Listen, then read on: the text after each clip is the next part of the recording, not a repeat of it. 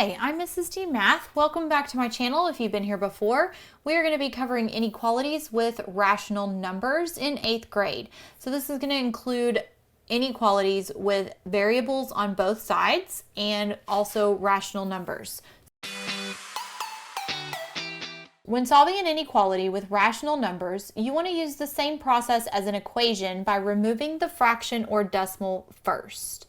So here we have 2/3 of a number is greater than a number decreased by 5. So I'm going to go ahead and write out this inequality based on my words. So I have 2/3 of a number, and since I don't know what that number is, I'm going to go ahead and just use an n. And I know that this is greater than, and if you missed the last video, we did go over the symbols again. Greater than is going to be pointing to the right, and this is greater than a number, again, the letter n, decreased by 5, so minus 5. And here I did have 2/3 that I did not write down. So let's go ahead and write out the actual inequality a little bit easier to read. So if I have 2/3 n is greater than n minus 5. The first thing I want to do is get rid of my denominator, and I only have one denominator.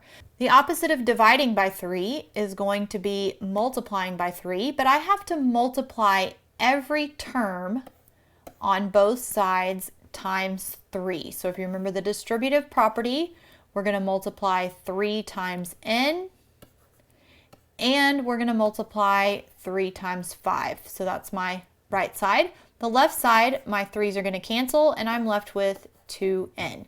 So now we have here just a simple inequality. 2n is greater than 3n minus 15.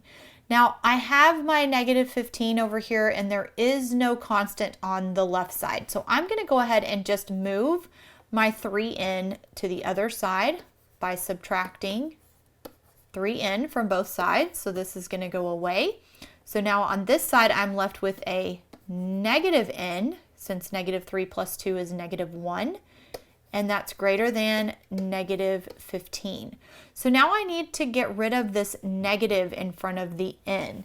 And just a reminder, if you multiply or divide by a negative, you need to flip the inequality. So since I'm going to be dividing by a negative 1, essentially to get rid of that negative in front of the n, I'm going to end up with n is now less than negative 15 divided by negative 1 is a positive 15. So n is going to be less than positive 15.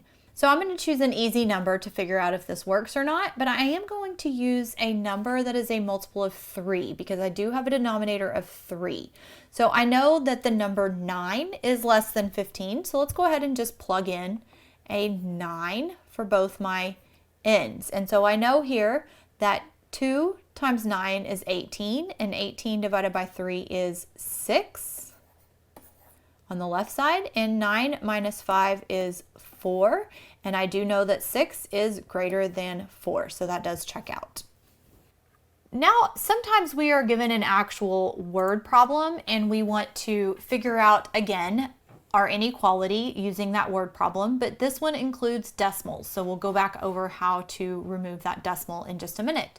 But I know that plant A is 1 2/10 feet tall and grows at a rate of 4,500 feet per day. Plant B is 8,500 feet tall and grows at a rate of 5/10 feet per day. After how many days will plant B grow taller than plant A? So we have these two plants here, and if I break this down, I have plant A is a constant of 1.5 feet tall, and it grows at a rate, that's going to tell me to multiply 4,500 per day. So I'm just going to use a D there for my days. And then plant B is 8,500 feet tall, that's my other constant. Again, I have a rate of 5/10 feet per day. So I'm going to be multiplying that too. So now I have 1 2/10 plus 4,500 per day. So that's times D. On the other side, I have 0 and 8,500. and that's going to grow at a rate of 5/10 per day. So this is plant A on the left and plant B on the right. We want to know, when will plant B be greater than plant A? So let's go ahead and solve this one, but we want to eliminate our decimals first.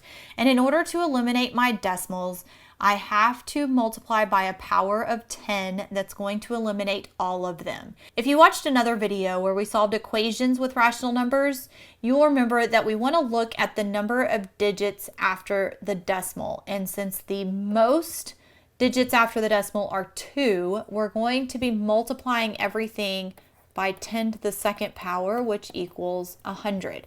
So that means essentially we're moving all of our decimals 2 places to the right.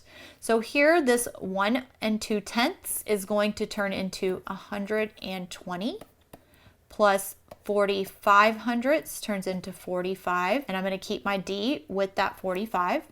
Then I'm going to move this one twice, so that's 85, plus if I move this one twice, that's 50 times my D. Now I have a normal inequality that I can solve with a variable on both sides. I'm going to go ahead and move my variables all to the left side. So that means my 120 is going to go to the right side since it's a constant. The opposite of 120 is subtracting 120, so that's gone. 85 minus 120 is going to give me a negative 35. I still have a 45D, and on this side I still have 50D. So now I'm going to move my 50D to the other side by subtracting 50D from both sides. This is now gone. So now I have a negative 5D is less than negative 35. So here, again, I'm dividing by a negative. And if you remember, every time I divide by a negative, I have to flip that inequality. So now I'm going to end up with D is greater than 7. Since 35 divided by 5 is 7, and they're both negatives, they make a positive. So D is now greater than 7. So that means it's going to take more than 7 days for plant B to grow taller than plant A. Again, if you want to check your answer, you can choose a number that is larger than 7 to plug in and solve. And so that should work fine. I'm going to go ahead and choose the number 10. So if I were to put times 10 and times 10, I would end up with 1.2 plus 4.5, which in this case is going to equal 5.7. On this side, I'm going to have 85 hundredths plus 5. So that ends up being 5 and 85 hundredths, which is indeed greater than 5.7. So that does check out. So just remember, anytime you're solving inequalities, and especially if there are variables on both sides, if you have rational numbers in your problem, you want to eliminate those fractions and decimals first.